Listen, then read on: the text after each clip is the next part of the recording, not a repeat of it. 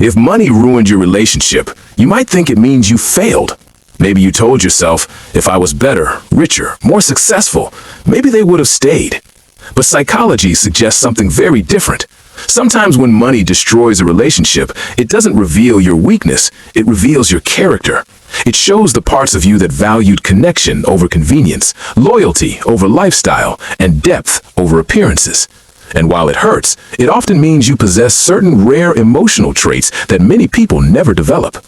If you've ever lost someone because of financial stress, different priorities, or simply because you couldn't provide the lifestyle they wanted, you may recognize yourself in these psychological traits. Number 1, you value emotional security more than material security. Psychology shows that people tend to fall into two broad relationship mindsets. Some prioritize external stability, like money, status, and comfort. Others prioritize emotional safety, like trust, understanding, and loyalty. If money became a breaking point in your relationship, there's a strong chance you were the one focusing more on emotional connection. Maybe you believed that as long as you had each other, you could figure everything else out. Maybe you were willing to struggle temporarily because you believed the bond itself was the real investment.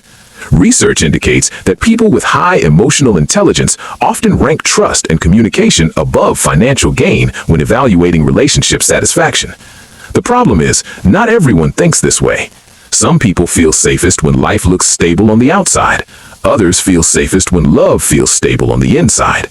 If you were the one saying, "We can get through this together," while the other person was saying, "This isn't the life I want," that doesn't make you naive. It often means you were emotionally anchored. And that's not weakness, that's depth. Number 2, you tend to be loyal even during difficult seasons. One of the hardest psychological truths about relationships is this: struggle reveals commitment. Research on long-term relationship satisfaction shows that people who stay supportive during financial hardship often score high in traits like loyalty, resilience, and long-term thinking. If money problems didn't make you want to leave, but instead made you want to try harder, that says something powerful about you. Maybe you were the one trying to budget, trying to stay positive, trying to reduce pressure, trying to remind them that tough phases don't last forever. While they may have seen instability, you saw a temporary chapter. And yes, sometimes loyal people get hurt the most because they don't run at the first sign of difficulty. But here's the reframe most people never hear. Your willingness to stay wasn't desperation, it was emotional endurance. You weren't staying because you had no options. You were staying because you believed relationships should survive storms, not just sunny days. Number 3, you attach meaning to love beyond transactions.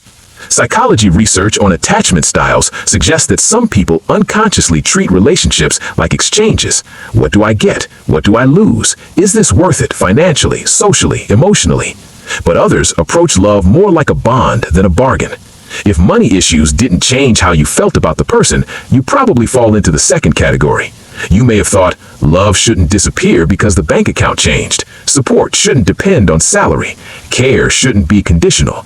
This often happens in people who develop strong empathy early in life, sometimes because they experienced instability themselves and learned that people matter more than possessions. And while this mindset can sometimes attract people who don't value it, it is also what creates the deepest and most authentic relationships when matched with the right person. Your mistake wasn't loving deeply. It may have simply been loving someone who measured stability differently than you did. Number 4, you are capable of psychological resilience even if you don't feel strong right now. When a relationship ends because of money, it can hit your self-worth in a very personal way. You might question your value, your progress, your future, your ability to provide, your timing in life. But research on resilience shows something interesting. People who go through rejection tied to external factors like finances often develop stronger internal validation over time. Why? Because eventually they realize something important.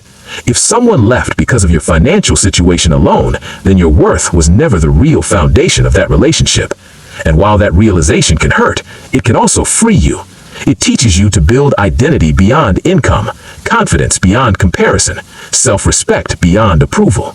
Many psychologically strong people didn't become strong because life was easy. They became strong because at some point they realized they had to stop measuring themselves through someone else's expectations. And if this experience left you questioning yourself, remember this: your loyalty was real, your effort was real, your intentions were real, Your love was real. And those things still have value, even if someone else didn't know how to hold them.